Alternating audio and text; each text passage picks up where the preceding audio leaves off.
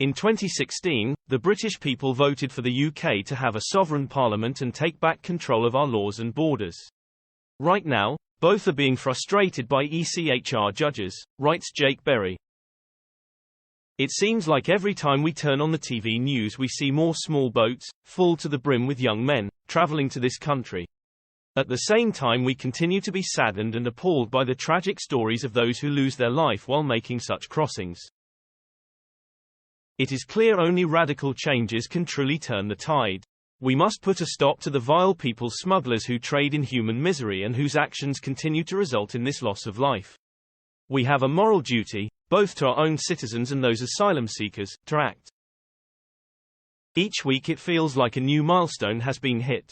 This time the landmark of 100,000 people crossing the channel to enter this country illegally since 2018 was reached. And that wasn't the only record, in what was ironically the government's Small Boats Week.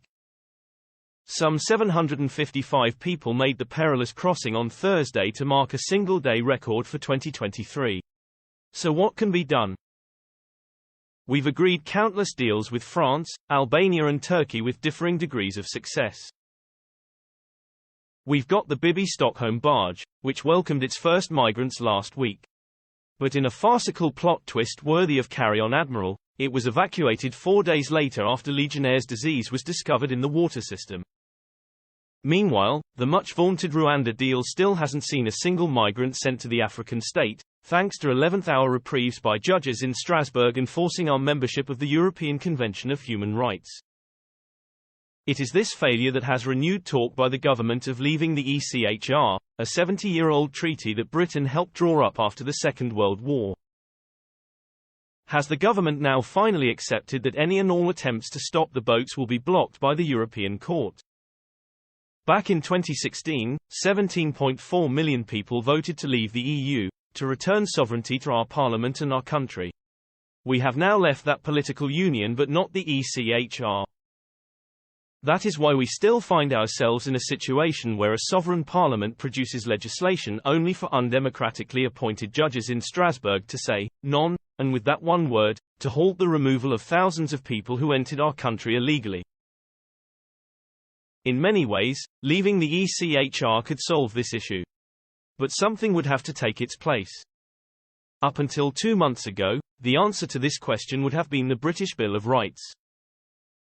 This legislation was first promoted by Boris Johnson and would have clarified and rebalanced the relationship between courts in the UK, the European Court of Human Rights and Parliament giving supremacy to decisions made in our British Parliament. This change is long overdue. In late June, however, the government inexplicably scrapped it with no replacement planned. While contentious, the bill aimed to put power back into the hands of the British people, to determine both the letter and the interpretation of British laws. One of the opponents is Labour's Lord Falconer, the man who introduced the Human Rights Act to the UK. He appeared on a TV show I hosted this week to imply that a government of the day couldn't be trusted to uphold human rights in the United Kingdom. What nonsense! The idea that our Parliament, and by extension the British public, cannot be trusted with the rights of the British people is frankly absurd. One of the benefits of a British Bill of Rights is we could scrap Labour's hated Human Rights Act, which has been a lawyer's charter, and stop handing power to judges sitting France telling us what to do. The ECHR has 18 articles that range from the right to life to the right to fair trial. The idea any British government would ditch these inalienable rights, which in most cases were a gift from Britain to the world in the first place, is thin to the point of emaciation. As a British Bill of Rights would only cover our sceptred isle, we could, and arguably should, go further than the current ECHR. In a British Bill of Rights I would put access to free healthcare and support for our NHS as the first clause. The NHS is a fundamental British value and institution. The current ECHR says nothing about the British right to free healthcare. So, while the ECHR protects some of our rights, it does not protect the one we arguably hold most dear.